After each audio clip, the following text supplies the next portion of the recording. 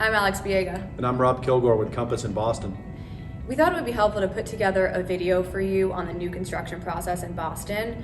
In 2021, this upcoming year, we have a number of developers who have projects underway, and there's some great opportunity for customization. So stay tuned and we'll give you a high-level overview of what building a new construction brownstone entails.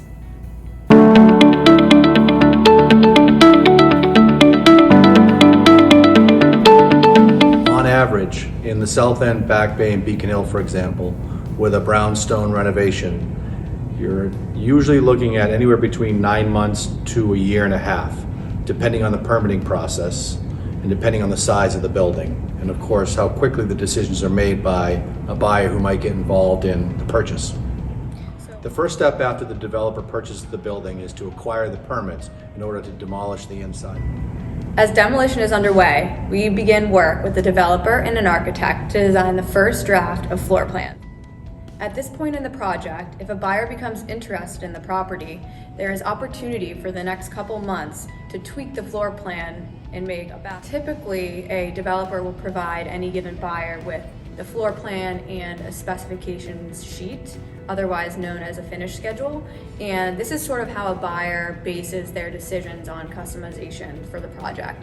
So for example, in a spec sheet, you might have the appliance package, the countertop choice, the paint colors, the floor type. And the way it typically works is if a buyer wants to trade something out, then they can swap it out for something equal in price to what is currently planned on the spec sheet. However, there's also opportunity to upgrade certain items if having a specific stove is really important. So outdoor space is always something that any given developer will try to deliver in a new construction condo conversion. Obviously, penthouse homes will have the roof deck and hopefully a rear deck off the back. Lower level duplexes will have a nice garden that may feed out to direct access parking. The size of the deck, whether it's off the back of the building or on the top, will be determined by the historic group in the neighborhood. Typically, for example, around the South End, we'll see approximately a 6-foot deep deck regularly approved. On the tops of the buildings, they do like to have some setback on the front and the rear so that the decks are not too visible from the sidewalk. But as of late, the developers have had good luck with getting outdoor space approved on a regular basis. So the way we typically market a project that is new construction and hasn't been built yet is providing any given buyer with the floor plan, the spec sheet as mentioned before, and we also create computer-generated images. So we take the finishes and the design that the developer is planning, and we have a professional company create basically a virtual rendering so that we can give the buyers a sense of the direction and the kind of vibe of the unit. In addition, we also usually send photos of any given developer's previous projects that they've finished in the last couple years, and this really gives a sense of style. The offer process and timeline is a little bit different for new construction than it is for a resale. The way it works is once you have a property in mind, you place an offer on the property, which is actually a standard offer document, and before the purchase and sale is signed, which is usually 10 days, it can be up to 3 weeks for a project. All the specifications and changes and things like that are hammered out during that time. And when the purchase and sale is signed, that's usually when a 5% or 10% deposit will be due. And then after that, there's nothing typically due until the project is completely finished and you're ready to close. In any given year, we probably do like a third to half of our business in off-market new construction. And one thing to note if you are considering looking for new construction is a lot of these projects do trade off-market. For the most part, a developer won't want to put their property out there on the public market until it's finished, so that some people have the vision to walk in and say, wow, this is going to be an amazing space, even when it's just framing or dirt, whatever it might be, and they can look at the floor plans and they kind of understand. However, the majority of people kind of need to see the finished product, and so they'll wait until it's completely finished or close to finished to put it out there officially on the public market.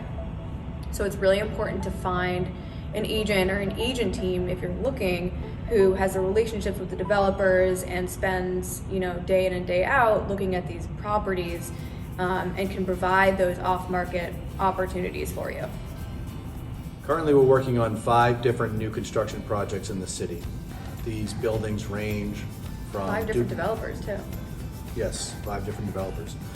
These buildings range from condominium conversions, which have duplexes in the mid-2s, up to single-family homes in the mid to high 4s. Yeah, it's a good mix of duplexes, triplexes, and single families that should be, coming available. Yeah, most of them have parking. All of them have some sort of outdoor space, and we feel And they're all in really strong. One of my favorite things about working on these new construction projects is we get to see firsthand the new and best trends that developers and designers are putting in their homes. And I love a really cool master bathroom. If you follow me on Instagram, you probably know that. And so there's a concept that I've been seeing recently, which is a wet room concept, which is basically an entire master bath that can get wet. And so it's fully tiled. So, sometimes you'll have a completely open shower, whether it's 2 rain heads or just a single, and maybe a tub off to the side. But there's no real glass enclosure. It's all open. Which I just think is really cool. And then you have the heated floors on top of that. And I think it's just a really different new style of bathroom. For me, the impressive differentiator with these new construction condo conversions is what a lot of developers are doing, which is a back wall, which has a lot of glass on it, if it's not floor to ceiling glass. Obviously that allows the home to connect better to the outside world. It allows you to expand the space that is inside, and obviously it offers a lot more light. And it's really, that actually is pretty expensive to do. So it's impressive that a lot of these developers are choosing to go that extra step and, do what they need to do structurally to make sure you can have an awesome curtain glass of curtain wall. It's really hard to pick a favorite project, and it's been really fun doing these over the last 4 years since I joined Rob. But I would probably have to say it would be my first new construction project. I was working with some really lovely buyers of mine, and we were looking for quite a while and couldn't really find the perfect place.